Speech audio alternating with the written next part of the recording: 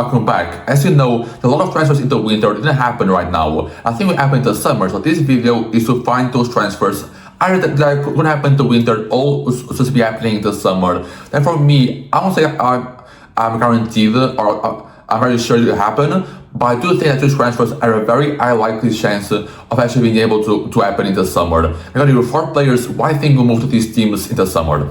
The first player is Ederson from Manchester City. I know this may sound a bit weird because Manchester City have an amazing midfield, an amazing team, and the need for a guy like Ederson will really be there for Man City. Look at the midfield, they have Rodri, they have shared team maybe sometimes there, they have Rangers. I do think maybe a new piece at the midfield will be perfect to kind of make that dream midfield for Man City, kind of make that dream midfield amazing. And Ederson is someone who can play number 6, can play number 8, can play support to Rodri very well. He's someone who's able to bring a lot of things to Man City, a guy who's able to do a lot of good things very well.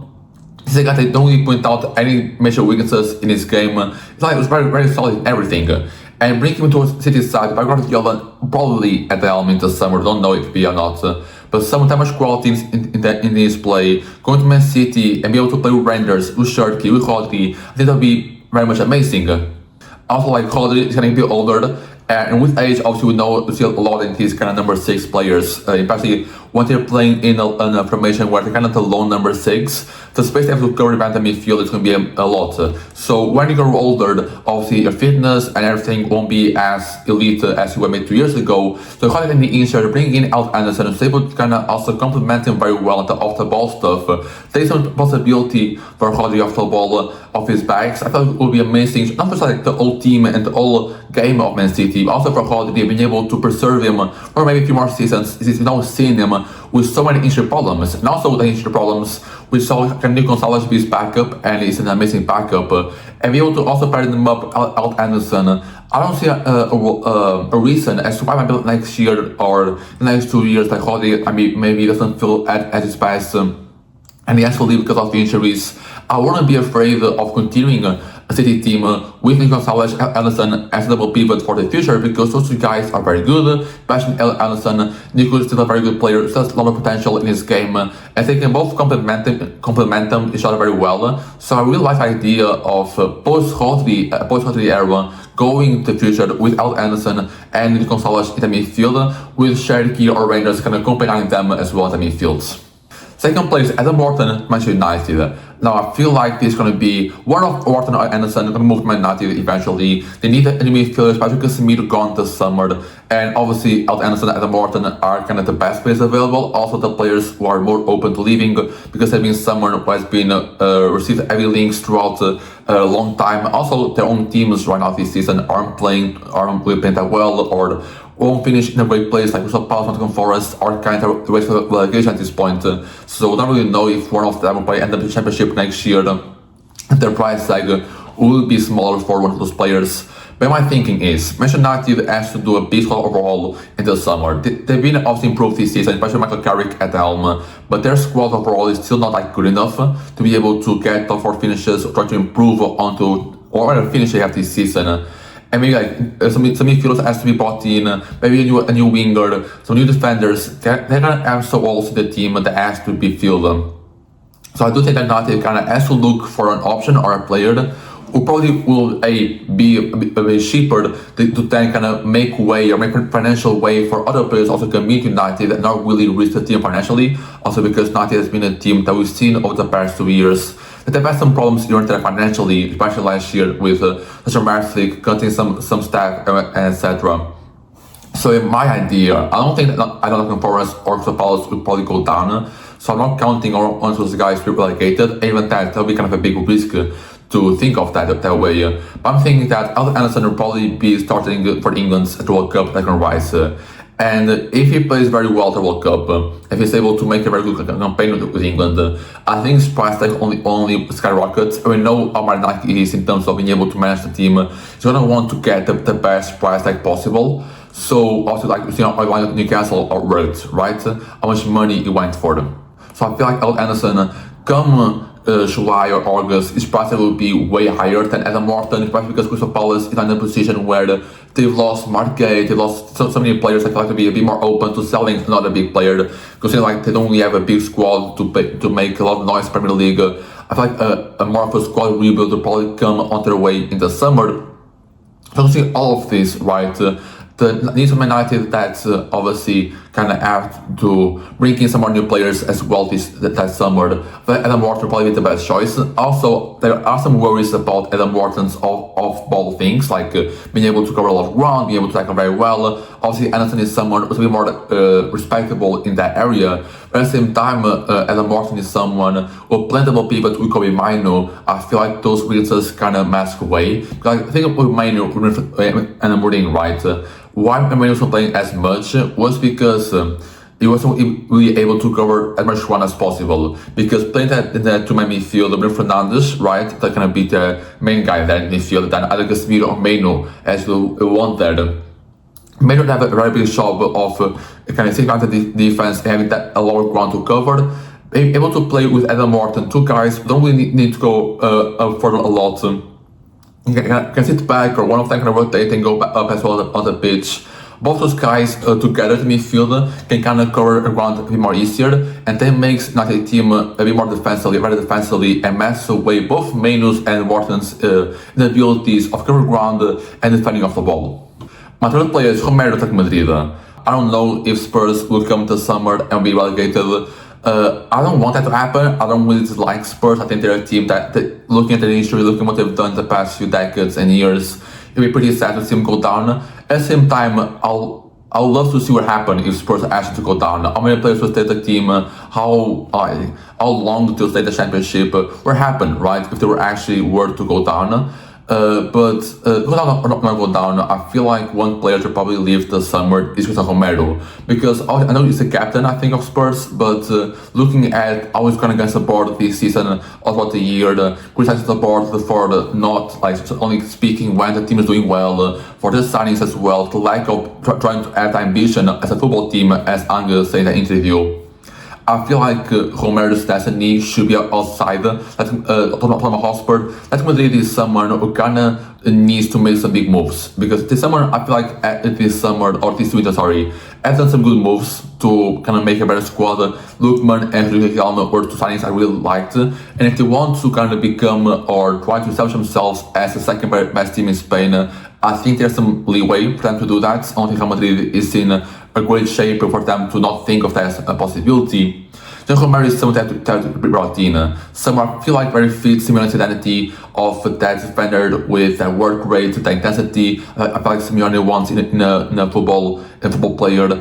The core of Argentina players that act their team, like Alvarez and more players there.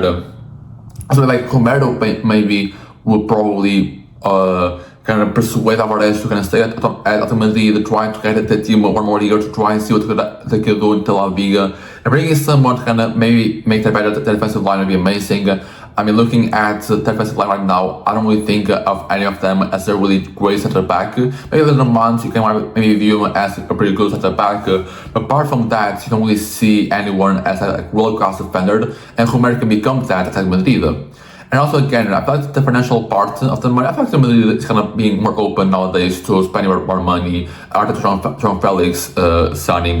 But still, Spurs are in a position where I think the biggest sponsor or one of the biggest sponsors have left Spurs, so the money, the revenue won't be there as much as with previous years. Obviously, last year they had Champions League qualification and Europa League win to kind of make some money into the club, but now they don't have that. I feel like there's a very small chance of Tottenham being able to go to Champions League, because again, I think for them to go to Champions League, it has to be to win the Champions League, and I feel like no agree that won't happen, or there's a very small chance of that happening. So the revenue they want for the outside the team itself won't be there. So probably selling players, but because they have somewhat of a big squad. Also, a lot of them have been down in injuries, but they're gonna have a big squad. Try and go with that. Should probably be. I saw some players will probably be the best move for Spurs, a wisest move for Spurs. And Heung-min is someone who's able to do that for Spurs. And go to Madrid, I feel like, according to rumors, he wants to go to and play. I mean, I feel like reports of Barcelona, Real Madrid, Atletico Madrid. I just feel like it's more of like Madrid signing some of that intensity and everything. I think the issue that Spurs and like Madrid have with players who play for both teams, especially other ways, for example, I feel like also will make this a dream move for Romero to go to Atletico Madrid. My fourth and final player is Nico Paz going to Juventus. And also be odd because Real Madrid does have the buyback clause to bring him in back this summer from Como. I don't think it will happen, right? Because Real Madrid as a team has plethora of young players. They have Arda Güler, Mas Antonio, and they can come back this summer. They have so many players that in their squad. They need game time and kind of play in the same area as other players, as those players as Nico Paz. These are Camavinga, Bellingham, Valverde. They have so many players there that need again the game time to develop and just they're gonna want the game time. So I don't know how Madrid plans to keep Nico Paz this summer. If they do, there'll be a very hard score management by wherever the match will be because there's so many players to play and only a few spots in the starting lineup.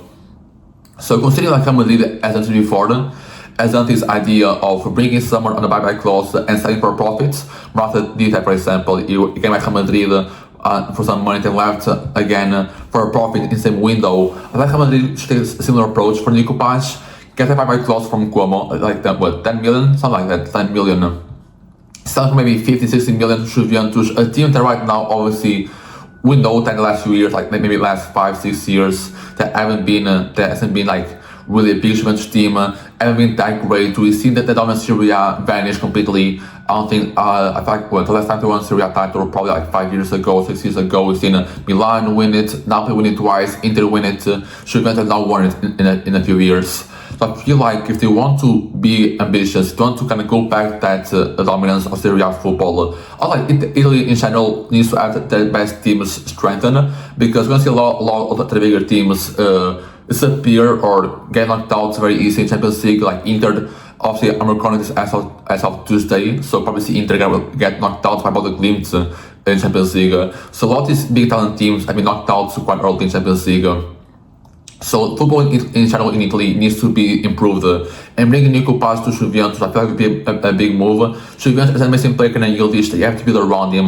They have an amazing future with him. And we've seen some rumors about him potentially leaving this season. Obviously, I feel like I don't know if it's official yet, or it's happened, or it's not. But I'm pretty sure he's going to sign a new contract with Juventus. I'm going to stay in the next few years. But Juventus want to build a good team around Kenny Yildiz, want to keep him around the club, need to build a good team in order for them to win trophies. And going on a team with Nico Paz and Kenny Yildiz should be amazing. That's a team that's going to be able to give you trophies for 5, 10, 15 years. And I love the idea of being able to watch the Nico Paz and Kenny Yildiz play together in a football team, being able to play together every single week. So for the better of Juventus, obviously this big team, they need to kind of go back to being a big team, be able to bring in a player of that caliber, that's been amazing in Serie A, needs to happen. Also for the generality of Italian football, being able to see one of these big teams kind of go back to dominance. I mean, obviously, I was not really born at that time, or I was a baby with not really a lot of knowledge. But I do know that Inter Milan were very big powerhouses in football in the 2000s and even before that. So if Italy wants to kind of go back that way, to build great teams for the best teams, and Juventus bring in Nico Paz, obviously it won't be enough to make them a great team or be able to win again another 10, 8 titles in a row. But it will be a very big step towards that, having those two missing players and be able to play for the team alongside Opiando, Jonathan David, and kind of build the team around those two players will probably be the best step forward. Also finding a manager that was able to kind of guide them and being able to make that team better. I don't know if Spalletti will be Substitute coach come next summer. I feel like it's kind of a bit of a scrutiny at this point because they've not won any of the last 5 games. But for the better of Juventus, for the better of Italian football, Nico Paz should go to Juventus.